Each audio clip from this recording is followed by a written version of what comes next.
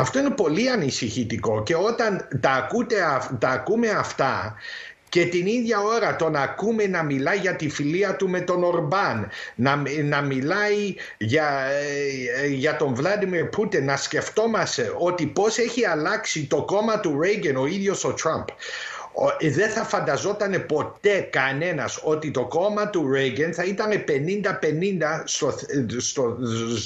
στο θέμα της Ρωσίας. Δεν θα το είχε φανταστεί κανένας. Και αυτό είναι πολύ ανησυχητικό και για όλο το πλανήτη.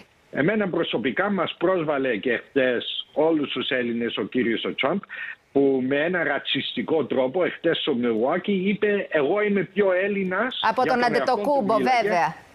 Από τον Αντετοκούμπο. Αυτό ήταν στα ανοιχτά ρατσιστικό και να ντρέπεται. Εμείς όλοι οι Έλληνες είναι υπερήφανοι για τον Γιάννη. Ο Γιάννης έχει δείξει και η οικογένεια του έχουν δείξει τις αξίες των Ελλήνων, έχουν αντιπροσωπεύσει την Ελλάδα και αυτό μου θυμίζει την ίδια αντίδραση που είχαν οι χρυσοαυγίτες όταν ήταν εναντίον του Γιάννη όταν τον διαλέξαμε οι Milwaukee Bucks. Μάλιστα.